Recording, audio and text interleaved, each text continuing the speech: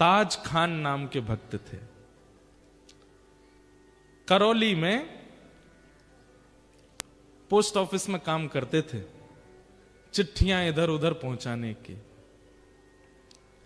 और ताज खान के जीवन चरित्र में ऐसा वर्णन आता है कि ये अच्छे मुसलमान थे। अच्छे मुसलमान, कोई हमारा ये नहीं कि कोई बुरे मुसलमान होते, अच्छे मुसलमान मतलब जो इनकी परंपरा का नियम होता है, इतने बजे ये पाठ करना, ऐसे टोपी पहन के घूमना, इतनी बजे नमाज करने जाना, आदि आदि जो भी उनके क्रम होते हैं हमें नहीं पता, वो सब नियम से करते थे ताज खान। दूर दूर तक वृंदावन से, ठाकुर जी से, श्री जी से कोई संपर्क नहीं, कोई संबंध नहीं, लेकिन स्वभाव अच्छा था, स्वभाव मीठा था, उग्र नहीं थे। बल्कि इन्होंने अपने डाकघर के जो मुखिया थे उनसे कह करके कि मुझे इतने बजे नमाज के लिए जाना होता, मुझे जाने दिया जाए, वो जाते थे। और जो भी इनके ग्रंथ होते हैं उनको पढ़ते रहते थे, खूब अच्छे से अपने धर्म का पालन करते थे। लेकिन मदन मोहन जी बड़े टेढ़े ठाकुर, इनके मन में आ गया कि इसको अपना बनाना है मुझे। वो कैसे बनाए? एक बार एक चिट्ठी आई मदन मोहन जी के गोस्वामी जी की, और ये चिट्ठी बांटने यही जाते थे सब जगह।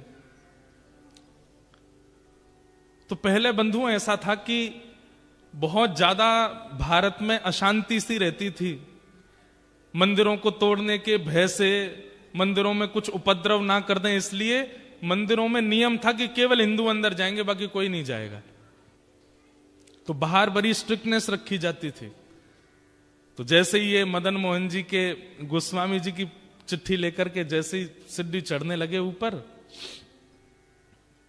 तो द्वारपाल ने इनको वहीं रोक दिया। बोले क्या बात है, क्यों चढ़े आ रहे हो ऊपर? बोले अरे भैया हम डाकघर से आए हैं, चिट्ठी है, गुसाई जी की चिट्ठी देने आए हैं। बोले आप यहीं रुक जाओ, हम गुसाई जी को बुला के ला रहे हैं, भीतर मत आना। हाँ नहीं आ रहे, हमको भी कोई शौक नहीं अंदर आने का, यहीं खड़े हैं, बुला दो। अब वो द्वारपाल भीतर गया, पीछे जाकर के जाने ऐसी कोई क्या व्यवस्था उसको लगी, वो वहीं व्यस्त हो गया उसको करने में, गुसाई जी को बुलाना ही भूल गया। अब ये बाहर खड़े खड़े प्रतीक्षा करें, दोपहर हो रही है, इतनी तेज धूप पड़ रही है, अभी तक आए नहीं। थोड़ी देर प्रतीक्षा करने के बाद इन्होंने द्वार खोला, मंदिर का मुख्य द्वार बाहर वाला खोला, खोल करके भीतर प्रवेश कर गए। डर तो रहे थे कुछ हो नहीं जाए, इधर उधर देखा, गुसाई जी, अरे भैया द्वारपाल कहां हो, चिट्ठी हम लेके खड़े हैं, ले तो जाओ। कोई प्रत्युत्तर नहीं देवे। तभी इन्होंने देखा कि हवा से, हवा के भाव से एक खिड़की, मंदिर की एक खिड़की कभी बंद होती है खुलती है, तो इन्होंने सोचा अंदर बोल के देख लेता हूं, इसके अंदर झांक के बोल देता हूं, कोई होगा तो आ जाएगा। ये जैसे ही गए, खिड़की खुल रही थी, बंद हो रही थी, खुल रही थी, बंद हो रही थी। जैसे ही इन्होंने वहां अंदर झांक करके भीतर गुसाई जी बोला ही और नेत्र खोल करके देखा, तो सामने मंदिर में श्री मदन मोहन जी का इनको दर्शन हुआ।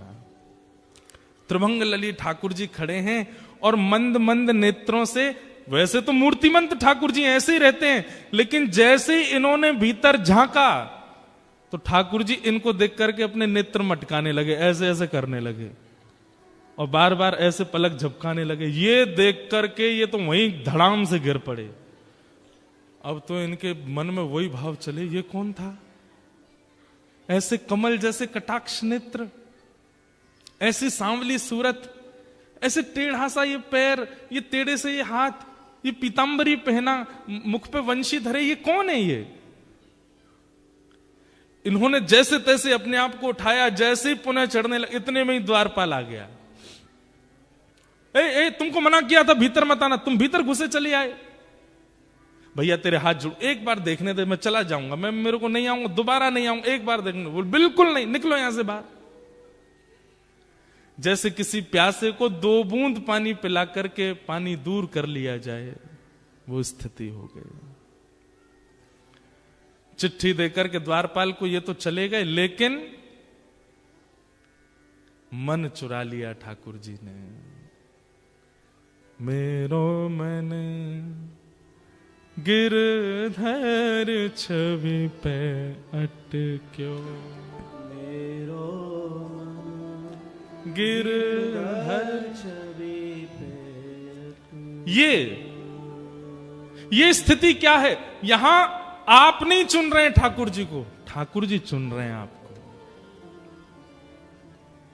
और भैया जब ठाकुर जी चुनते हैं ना तो स्थिति अवर्णनीय हो जाती, वर्णन नहीं कर सकते उसका। बहुत वर्षों बाद मुझे ये कथा याद आई है, ध्यान से सुनिएगा। काले खां चले गए, लेकिन अब चल रहे हैं तो भी नेत्र बंद करते हैं तो वही स्वरूप दिखाई दे रहा है। वो नेत्र अपने ऐसे ऐसे मटका रहे थे, वो अनुभव आ रहा है। एक जगह बैठे रह जाते हैं, सोचते रहते हैं ये कौन था, ये ग्वारिया बालक कौन था, ये सांवरा सलोना कौन था। आज तक कभी अपने नमाज के समय में, अपनी दिनचर्या में कभी बदल फेर नहीं हुआ, लेकिन अब करने कुछ और जाते हैं, करने कुछ और लग जाते हैं। स्थिति आपे से बाहर चली गई। अब तो ये मदन मोहन जी के मंदिर की जो सीढ़ियां थी, वहां से जब निकलते तो नीचे से देखते रहते, कब बुलाएंगे मुझे, कब स्वीकार करेंगे मुझे, कब दर्शन देंगे मुझे। ठाकुर जी ने चुन लिया। अब तो इनकी स्थिति ऐसी हो गई जैसे एक प्रेमी होता है ना, उसको कोई प्रिय लग जाए तो वो जैसे बावड़ा सा हो जाता है, पागल सा हो जाता है, खाना पीना छोड़ देता है, सोना छोड़ देता है। एक तरफा प्रेम जो होता है, एक तरफा प्रेम में कई बार जो प्रेमी लोग होते हैं, मैंने सुना है ना एक तरफा प्रेम में क्या होता है कि जो प्रेमी होता है वो अपनी प्रियतमा को पहले तो प्रेम से मनाता है, फिर जिद से मनाता है, और नहीं तो फिर धमकी देता है। क्या धमकी देता है? या तो मुझे मिल जाओ, नहीं तो मैं प्राण त्याग दूंगा, नस काट लूंगा अपनी। ये सब भाव कहता है। बंधुओं, ये आजकल के लव बर्ड्स ऐसा करते हैं, लेकिन ये आजकल के लड़का लड़कियों का क्रिया नहीं है, ये हमारे प्राचीन भक्तों ने ऐसा किया ठाकुर जी के लिए। और काले खां उसी स्थिति में आ गए। बहुत दिन तक प्रयास किया कि ये मुझे कैसे भी ऊपर बुला लें, एक बार अपनी रूप छटा दिखा दें, लेकिन ठाकुर जी तो उनका स्वभाव है तड़पाना। जब नहीं दर्शन हुए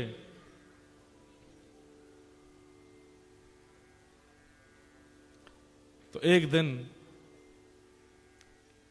काले खां ने कसम खा ली, बोले ठाकुर जी या तो मुझे दिख जाओ, या तो मुझे मिल जाओ, नहीं तो मैं अनशन व्रत पर बैठ रहा हूं, मृत्यु पर्यंत प्राण त्याग दूंगा। ऐसी स्थिति हो गई। धीरे धीरे अपना काम छोड़ दिया, परिवार वालों से दूर रहने लगे, अपने नियम क्रम सब से बिल्कुल ना इधर के रहे ना इधर के, बीच में आ गए बिल्कुल। स्थिति अवर्णनीय हो गई। काले खां ने ठाकुर जी के सामने कसम खा ली, या तो मुझे दर्शन करा दीजिए, नहीं तो मैं अनशन व्रत करके अपने प्राण त्याग दूंगा। एक दिन, 2 दिन, 3 दिन व्यतीत हो गए भोजन किए बिना। 3 दिन बाद श्री मदन मोहन लाल जी को बड़ी दया आ गई। बोले कि भूखा प्यासा बैठा है। अब ये भी तो बात है कि जैसे हम लोगों को तो पता है कि ठाकुर जी को मनाना है तो हम कथा में चले जाएं, ठाकुर जी को मनाना है तो संतों को भोजन करा दो, ठाकुर जी को मनाना है तो परिक्रमा करे आओ, ठाकुर जी को मनाना है तो यज्ञ कर लो। अब काले खां को तो कुछ पता भी नहीं है, वो तो जाति धर्म से भी अलग है, उसको पता ही नहीं है क्या करना पड़ता है ठाकुर जी को रिझाने मनाने के लिए। सब लोग इधर देखो, ध्यान से सुनो।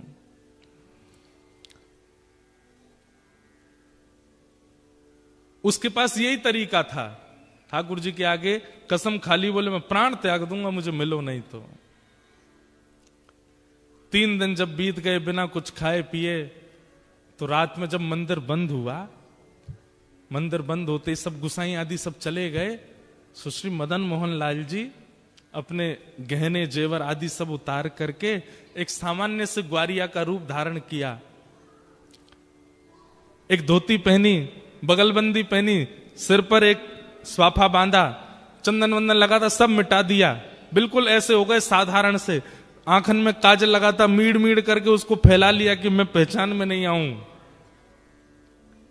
और जो भोजन की थाली श्री मदन मोहन जी की रात में रखी जाती थी, बंटा भोग बोलते हैं उसको, बंटा भोग श्री मदन मोहन लाल जी का जो रखा था, ठाकुर जी ने उसको उठाया खुद और निकल पड़े काले खां के पास। आहा, यहां पर मरणासन अवस्था में काले खां बैठा है, गला सूख गया है, आंखें मरने को हो रही हैं, और उस समय पर द्वार पर दस्तक होती है, खटखटाने की आवाज आती है। काले खां जैसे तैसे खिसक करके जाता है, जैसे ही द्वार खोलता है तभी सामने देखता है एक नन्हा सा कुमार बालक, आयु होगी 8-9 वर्ष की, सिर पर स्वाफा बांध करके और ऐसे कमर पर अपने थाली लेकर के, जैसे कोई बड़ी चीज होती है ना, तो माताएं जैसे हमारे भारत में मटकी उठाती हैं, कई बार विदेशों में माताएं बालक उठाती हैं ऐसे कमर पे, ऐसे ठाकुर जी थाली ऐसे रख करके कमर पे और दूसरे कमर पे हाथ धर के द्वार पे आके खड़े हो गए और आकर के बोले, तुम्हारा नाम काले खां है? काले खां बोले, हाँ भैया मेरा नाम काले खां, पर तुम कौन हो? और ये इतने सुंदर हो, इतने प्यारे हो, तुम्हारी मैया नहीं है, तुम्हारे पिताजी नहीं है जो आधी रात में तुमको अकेला छोड़ दिया? अरे हम देखने में छोटे लगते हैं, वास्तव में तो श्री मदन मोहन जी मंदिर के हम टहलुआ हैं, रात भर चौकीदारी करते हैं। डोल डोल टहलुआ कहते हैं जो टहल टहल करके रखवाली करे। कई लोग होते हैं ना, उम्र तो बड़ी होती है दिखने में, वही है हमारा भी, उम्र तो हमारी बहुत है। कितनी उम्र होगी? बोले गिन नहीं पाओगे, 2-3 हजार साल के तो हैं हम। तो काले खां बोला मजाक कर रहा है भाई, छोटा बालक है, बड़ी बड़ी बात कर रहा है। अच्छा भैया मदन मोहन जी मंदिर से आए? बोले हाँ। क्यों आए? बोले को वहां के जो गोस्वामी जी हैं ना, पता नहीं उनके मन में क्या बात आई, मेरे को आकर के थाल पकड़ा दी और बोले जाओ जाकर के काले खां को प्रसाद दे आओ, बोल दो मदन मोहन जी ने प्रसाद भेजा है।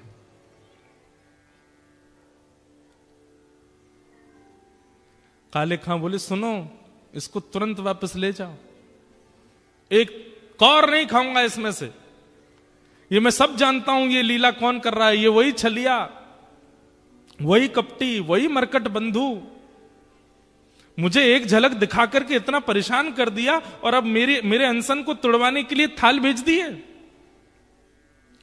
कह देना गोस्वामी जी से जब तक दर्शन नहीं होगा मैं ये प्रसाद नहीं पाऊंगा, और मुझे दर्शन होगा नहीं क्योंकि मैं तो मुसलमान हूं, मुझे मंदिर में प्रवेश मिलेगा नहीं, इसलिए मुझे प्राण त्यागने पड़ेंगे, दोबारा जन्म लेना पड़ेगा। और सुनो एक बात और कह देना अपने मदन मोहन से। बोले क्या? उसने जो अपना नाम धर रखा है ना जगन्नाथ, मैंने सुना था कहीं उनका नाम जगन्नाथ है, उनसे कह दो कि तुम जगन्नाथ नहीं हो, अपना नाम रखो हिंदूनाथ, तुम केवल हिंदुओं के नाथ हो, ये जगतनाथ मत बोला करो अपने आप को। ठाकुर जी खड़े खड़े सुन रहे हैं। बोले सुनो, गुसाई जी की बात तो सुन लो पूरी। काले खां बोले क्या? बोले इसमें से प्रसाद पा लेना और प्रसाद पा करके सुबह बर्तन मांज करके मंदिर दे जाना और मदन मोहन जी के दर्शन कर जाना। गुसाई जी ने आज्ञा दी। सुन करके काले खां खुश हो गए, लेकिन अब स्थिति ये हो गई कि पहले तो हर जगह मदन मोहन जी दिखते थे, लेकिन अब वो टहलुआ दिख रहा है। अब ये मोहन थार उठा में तब भी टहलुआ का स्मरण हो, पूड़ी उठा में तो भी टहलुआ का स्मरण हो, सब्जी खा में तो भी। अब ये मन में विचार करने लगे मेरे मन में कोई रोग हो गया है, ये पहले तो मदन मोहन अच्छे लग रहे थे, अब उनका सेवादार ये टहलुआ अच्छा लग रहा है, कहीं ऐसा नहीं हो ये मेरे संग हो क्या रहा है, किसी ने टोना टोटका तो नहीं कर दिया मुझ पे। रात भर मन में विचार करने लगे, अपने मन से कहने लगे टहलुआ नहीं मदन मोहन, उनको याद करो। लेकिन याद करें मदन मोहन जी को खड़ा दिखाई दे टहलुआ ऐसे थाली लेकर के।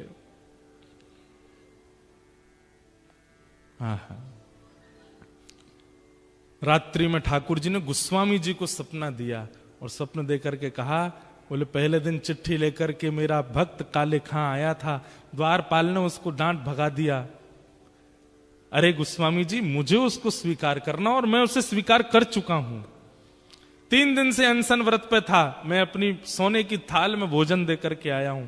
कल वो थाल धोकर के जब मंदिर आवे सब उसको रोकेंगे, लेकिन आप आकर के उसको भीतर बुला लेना, मेरा दर्शन कराना।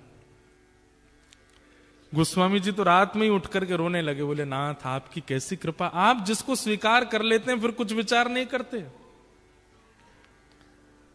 रात भर भोजन तो कर नहीं पाए, वो यही सोचने लगे टहलुआ टहलुआ, अरे नहीं नहीं मदन मोहन मदन मोहन मदन मोहन मदन मोहन, नहीं टहलुआ टहलुआ टहलुआ। मदन मोहन जी अब टहलुआ के रूप में उसको देखने लगे, वहीं प्रेम होने लगा। सुबह उठ करके सारी सामग्री साफ करी, पूरी थाली साफ करके बोला भैया गलती हो गई, मेरे तो मन को कोई रोग हो गया है, मैं जाके गोस्वामी जी को थाल दे दूंगा, बोल दूंगा मदन मोहन जी नहीं चाहिए, अपना टहलुआ दे दो, मैं तो उसी को देखता रहूंगा।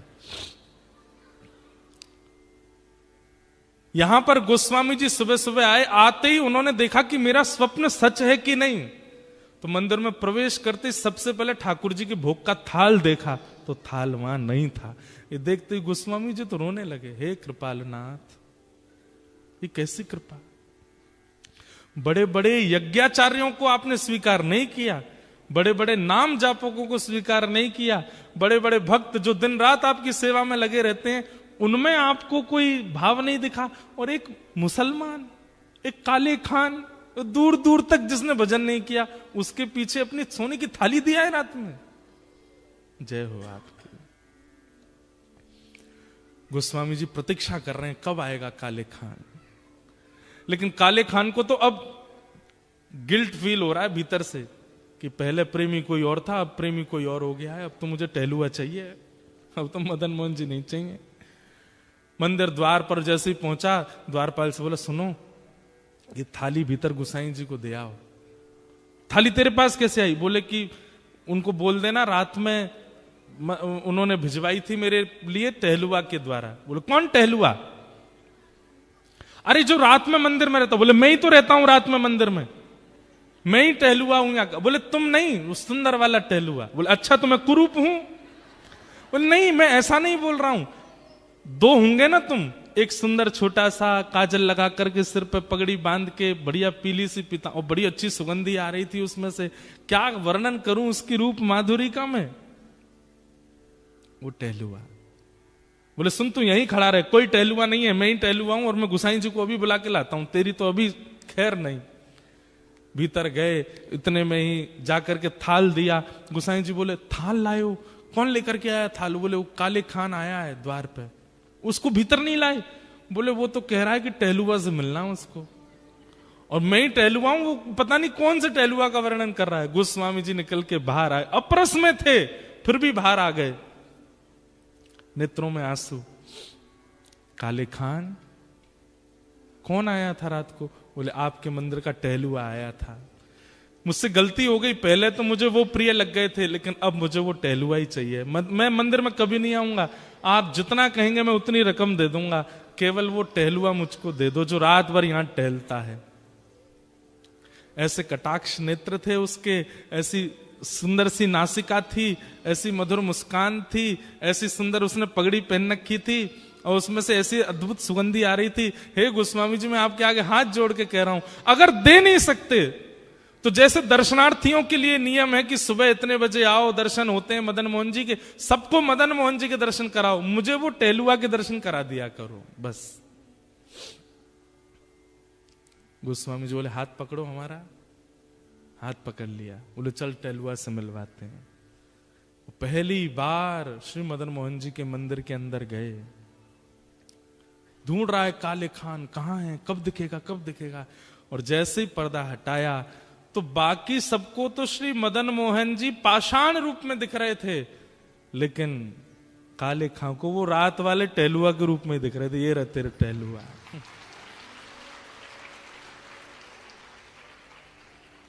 नेत्र सजल हो गए, वो सजल होकर के बस उसी दिन मदन मोहन जी के श्री चरणों को प्रणाम किया। बोले स्वयं ठाकुर जी टहलुआ बन के आए मेरे घर पे, इतना श्रम किया। और जीवन भर के लिए श्री मदन मोहन जी के दास बन गए। कौन? काले खान। काले खान की कुछ रचनाएं हैं, ये रचना आज भी वहां गाई जाती हैं ठाकुर जी की आरती के बाद। आहा,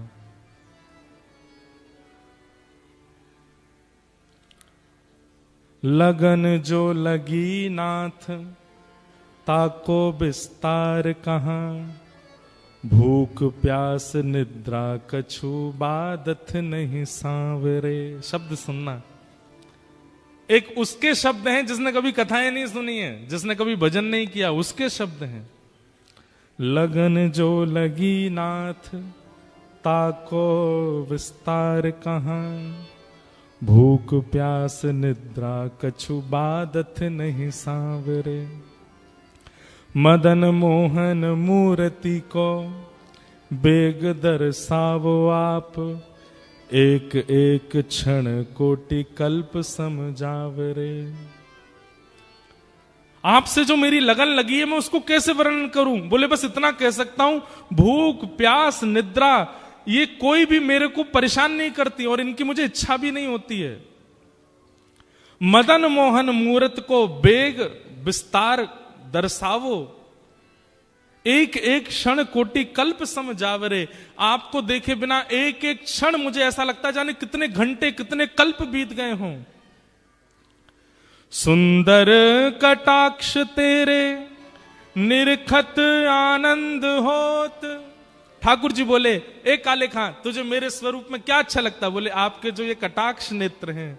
सुंदर कटाक्ष तेरे निरखत आनंद होत, मेरी एक क्षण कोटि कल्प समझावरे। दरस भिकारी ताज ताकी प्रभु अरज सुनो।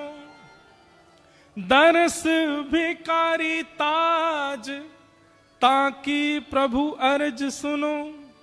नंद के दुलारे यार चाकर हम आपके, नंद के दुलारे ताज चाकर हम आपके, नंद के दुलारे यार चाकर हम आपके। हम आपके चाकर हैं, आप हमें स्वीकार करो। और जीवन भर के लिए श्री मदन मोहन जी ने उनको अच्छा रूप वैसा ही था, लंबी दाढ़ी रखते थे, सिर पे टोपी भी पहनते थे, वेशभूषा नहीं बदली अपनी, वैसे ही रहते थे। लेकिन नित्य दर्शन करते मदन मोहन जी का और सामने बैठ करके रोते रहते। बस एक दिन उनकी ख्याति इतनी बढ़ गई, दूर दूर से लोग देखने आते थे, भैया एक मुसलमान भक्त है।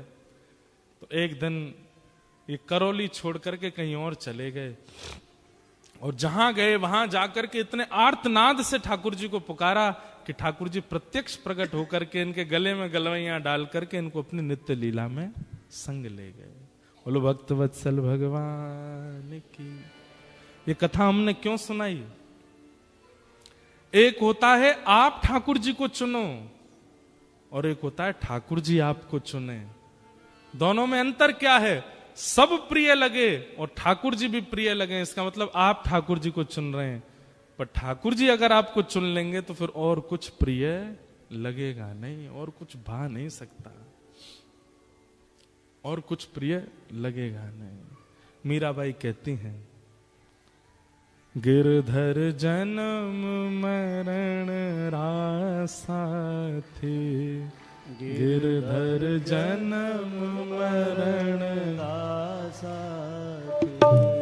गिरधर जन्म मरण रासा थे, गिरधर जन्म मरण हो याए नाय बिसरू में दिन राती, याए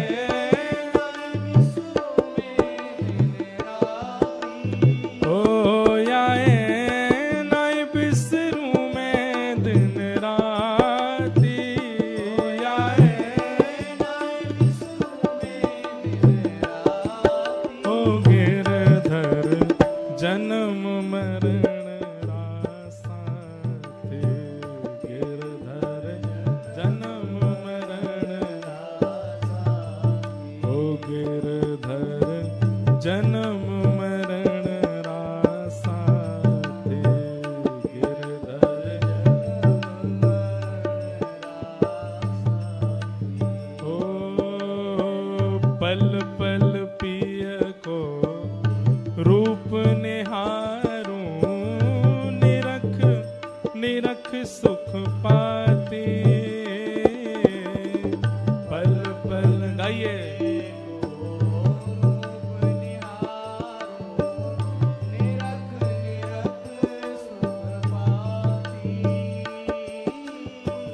पल पल पिय को रूप निहारूं, निरख निरख सुख पाती।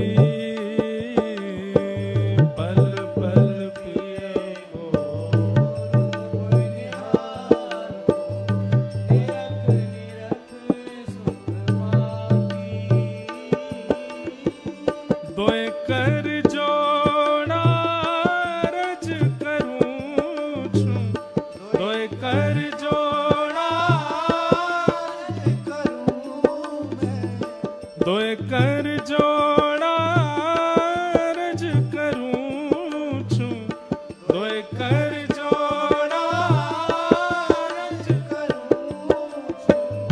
सुन ली जो मारी बात गिरधर, जन्म मरण रासाते। गिरधर जन्म मरण रासा, ओ गिरधर जन्म मरण रासाते। गिरधर जन्म मरण रासा। श्री राधा रमण लाल की। करताल बजा के गाओ।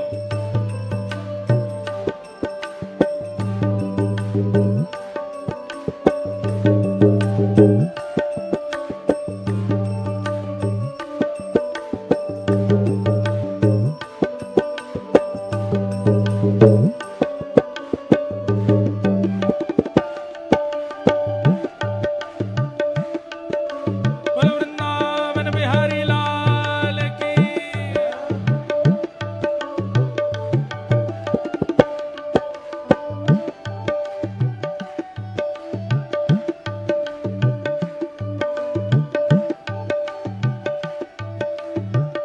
और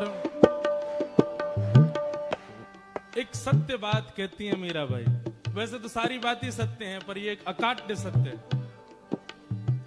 यह संसार सकल जग झूठा, झूठा कुल रानाता। यह संसार सकल जग झूठा, झूठा कुल रानाता। ओ यह संसार सकल जग झूठा, झूठा कुल रानाता।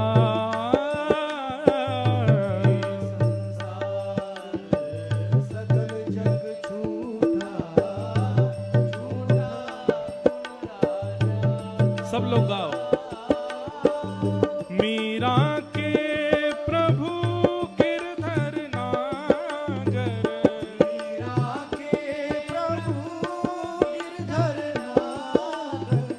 मीरा के प्रभु नटवर नागर, मीरा के प्रभु नटवर नागर।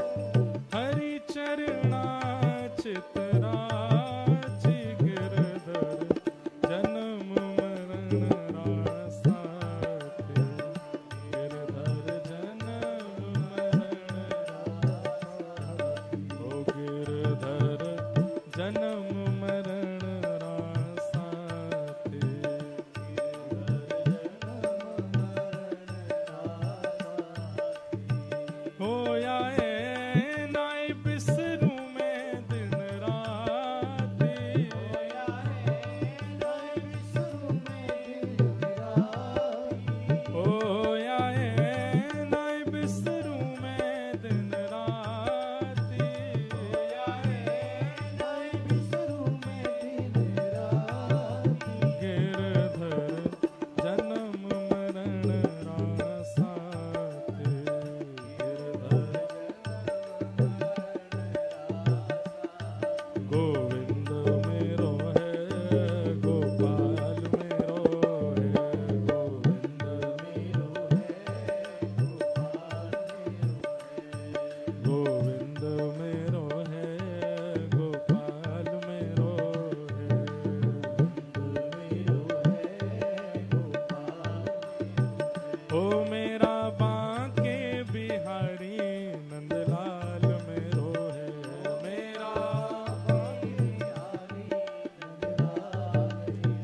ओ मेरा बांके बिहारी नंदलाल मेरो है, मेरा बांके बिहारी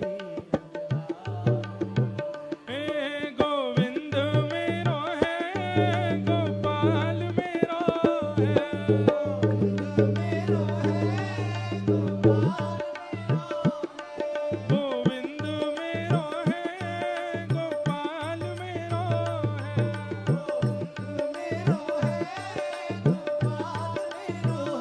ओ प्यारो गिरिवरधारी नंदलाल मेरो है, प्यारो गिरिवरधारी नंदलाल मेरो है, प्यारो गिरिवरधारी नंदलाल मेरो है,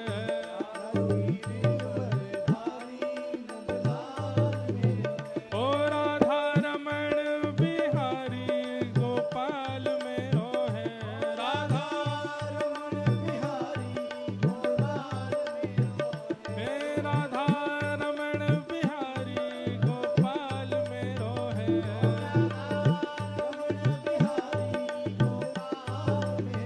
हे गोविंद मेरो है, गोपाल मेरो है,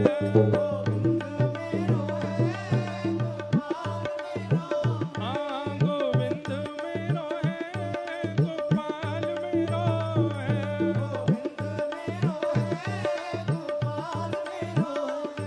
गोविंद मेरो है, गोपाल मेरो है,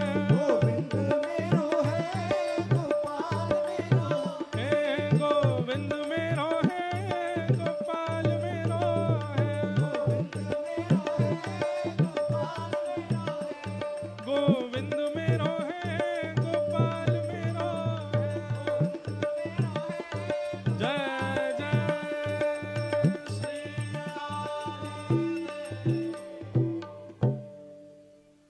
श्री मदन मोहन लाल की। तो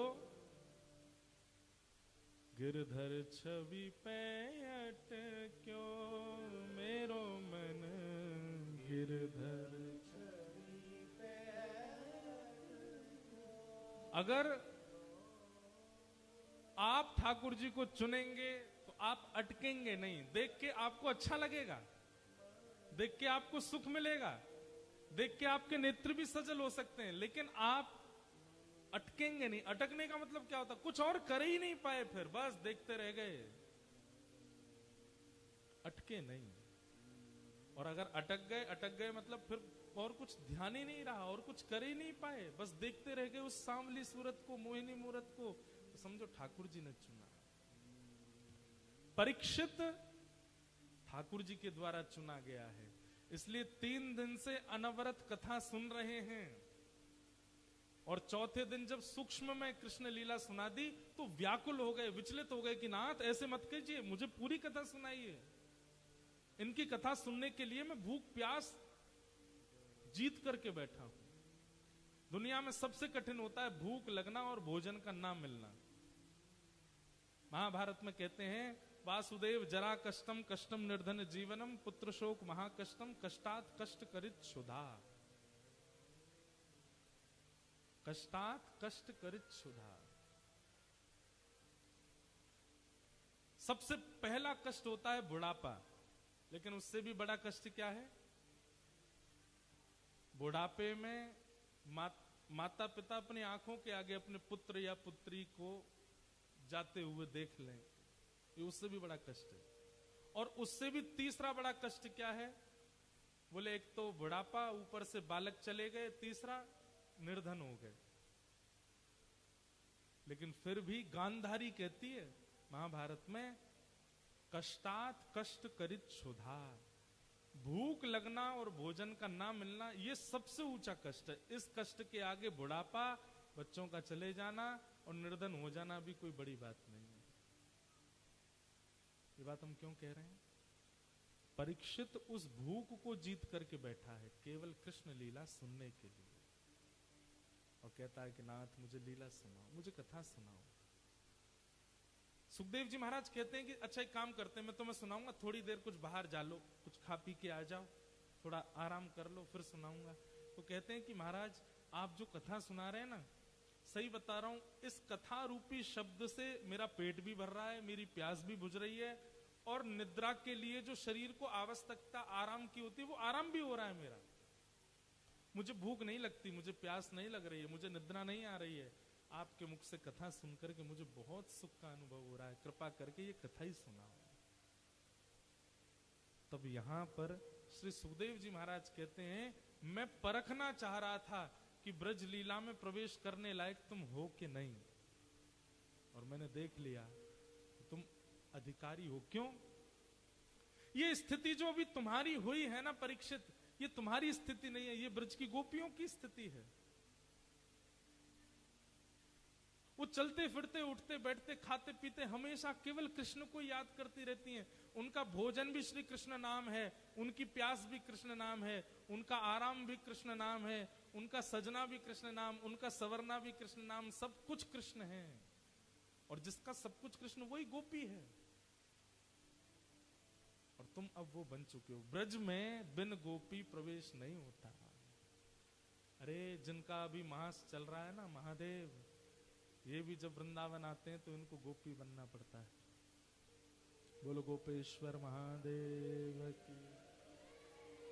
ये भी गोपी बन करके आते हैं। गोपी मतलब नथनी वाली नहीं, गोपी मतलब लहंगा फरिया वाली नहीं।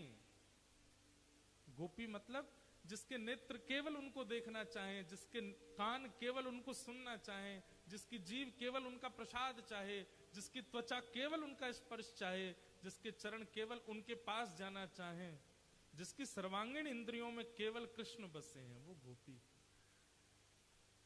सूरदास गोपी हैं, कुंभनदास गोपी हैं, कृष्णदास गोपी हैं, चतुर्भुज दास गोपी हैं, श्री गोपाल भट्ट गोस्वामी गोपी हैं, श्री हितरवंश महाप्रभु, ये सब गोपी हैं। क्यों?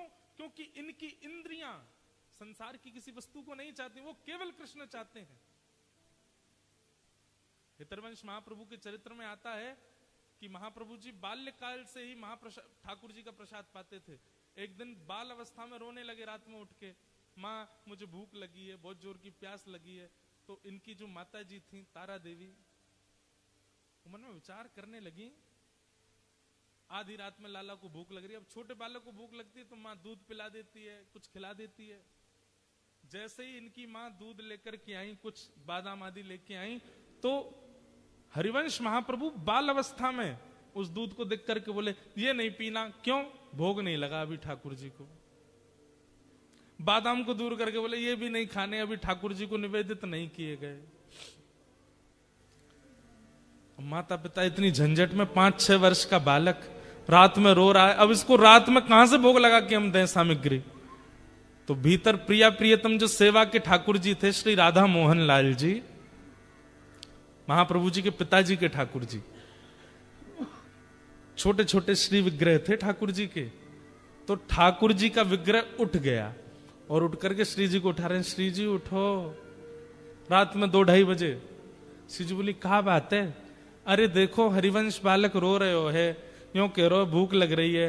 अब आप तो जाने वो हमारो प्रसाद लिए बगैर और कछु पावे नहीं है, बाकू प्यास लगी है, भूख लगी है, अब कछु व्यवस्था हमें ही करनी पड़ेगी। श्री जी बोली, क्या करें? बोले, काम करो, अपने पाम नीचे लटकाओ शयन सैया सो। तो शयन सैया से छोटे से श्री जी ठाकुर जी सेवा के युगल सरकार, उनने अपने पाम लटकाए और ठाकुर जी पीने वाला जो जल था उस जल से श्री जी के चरण धो रहे हैं, और चरण धोकर के एक पात्र में जमा कर रहे हैं कि पीने का जल बन जाए, और फिर अपने चरण भी धो रहे हैं खुद ही। हरिवंश बालक को पानी प्यास लगी है। और फिर पास में महाप्रभु जी एक बंटा भोग रखते हैं जिसमें कुछ बादाम है, मिश्री है, आदि आदि जो ठाकुर जी खोल के लाए। श्री जी लो, नेक्सो सो या खा लो, दंतावली छुवाए दो, प्रसाद हो जाएगी तो बालक पालेगो। श्री जी को पवा में, स्वयं पवा में, और दोनों सामग्री, अब छोटे छोटे मंदिर होते हैं सबके, मंदिर के जो पर्दा है उससे बाहर दोनों खिसका दिए और भीतर से अपनी घंटी गिर दी। जैसी घंटी गिरवे के बाद, सो जाओ जल्दी थे श्री जी, दोनों सो गए। इतने में महाप्रभु जी के पिताजी आए, बोले घंटी कैसे गिरी, कोई चूहा आ गया, क्या हो गया?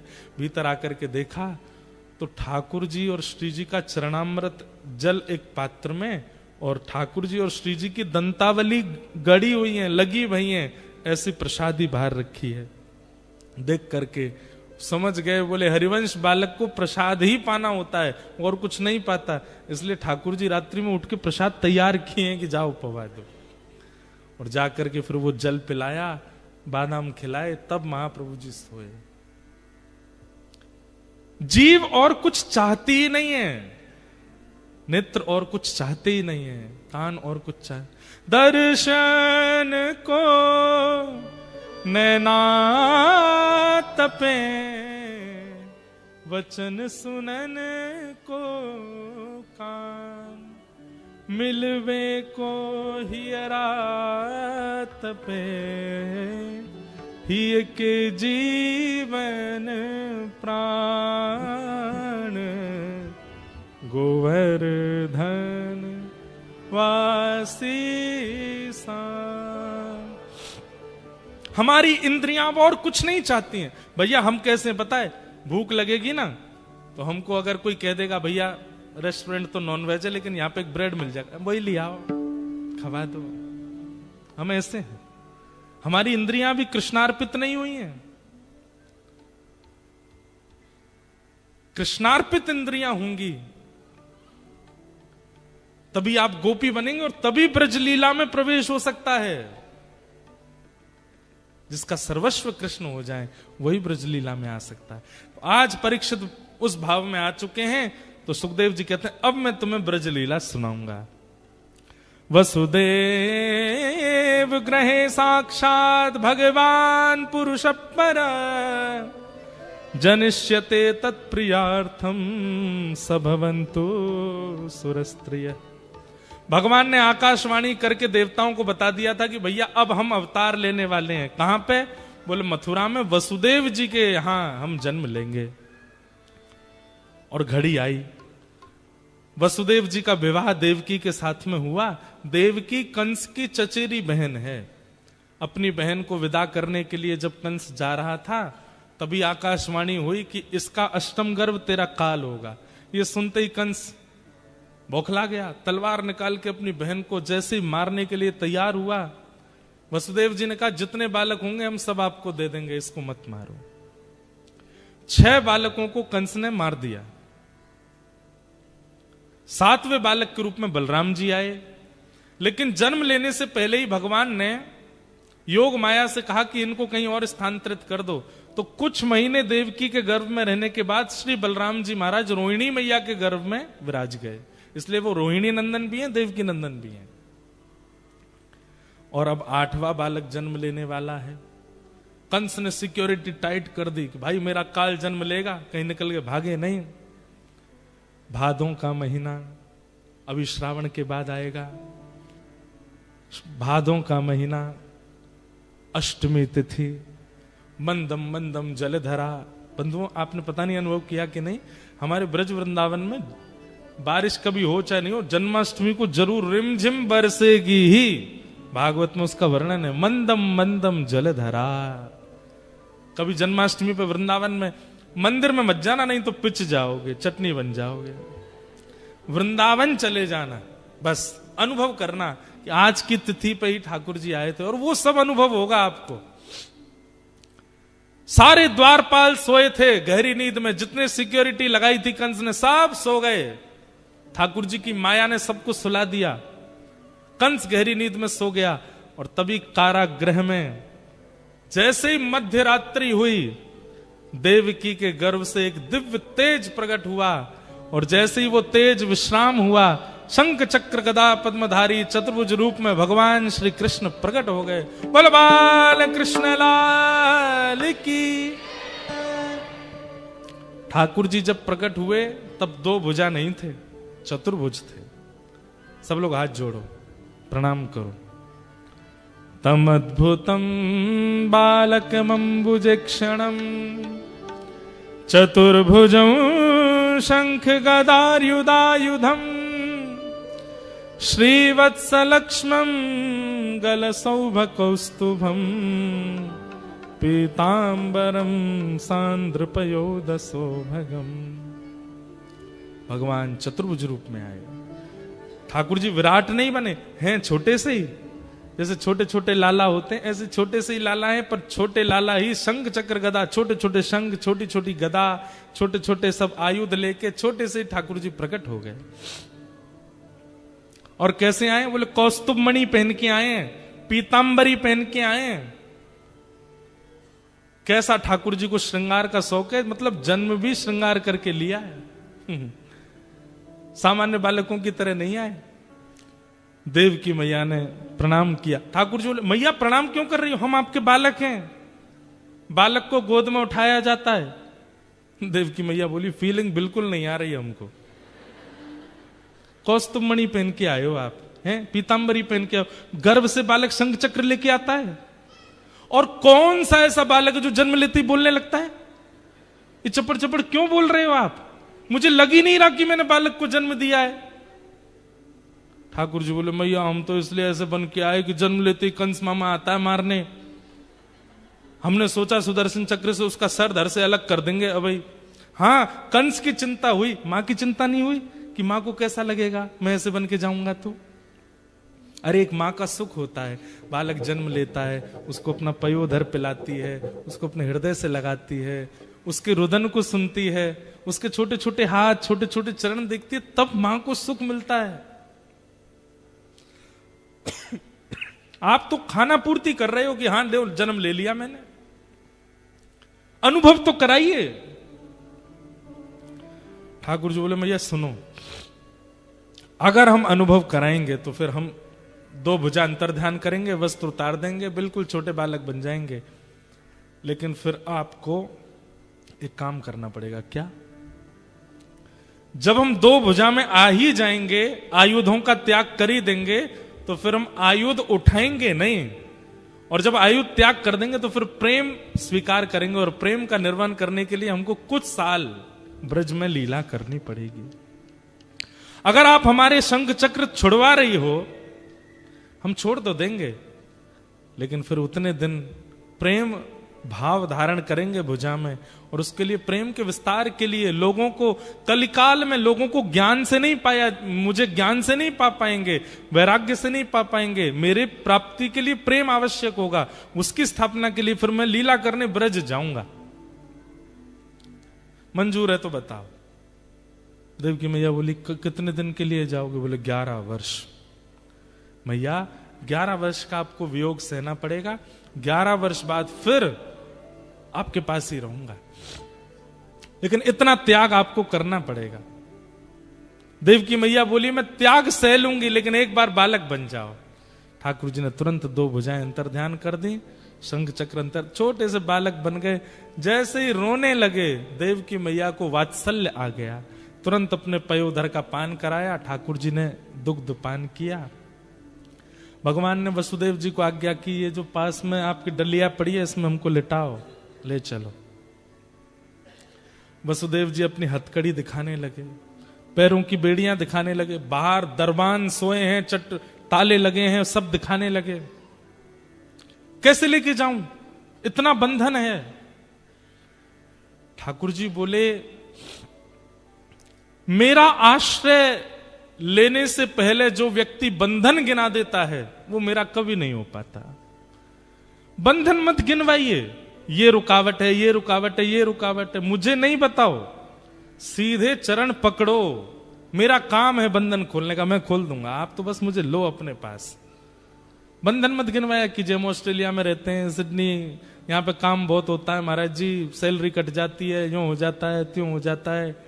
यहाँ पे तो हमको खान पान में थोड़ा सा ध्यान नहीं रखना पड़ता, सब कुछ खाना पड़ता है। ऑस्ट्रेलिया है महाराज जी। बंधन मत गिनवाया कीजिए, सीधे ठाकुर जी के आश्रित हो जाइए। बंधन करवाना और बंधन निभवाना ये ठाकुर जी की जिम्मेवारी है। ठाकुर जी से कह दिया करो, नाथ हम ऑस्ट्रेलिया में रहते हैं, यहां ये व्यवस्था है, लेकिन फिर भी हम वैष्णव रूप धारण कर रहे हैं, हम आपके चरण पकड़, अब आप देख लेना, आप जानो आपका काम जाने। ठाकुर जी देखना फिर कैसी बंसी बजाएंगे। कोई सामने से आपको प्रस्तुत भी करेगा ना कुछ अभद्र वस्तु, आप लेने के लिए हाथ भी बढ़ाओगे तो ठाकुर जी ऐसा कुछ करेंगे कि वो वस्तु गिर ही जाएगी, नहीं जाएगी मुख तक। ये ठाकुर जी करेंगे लीला।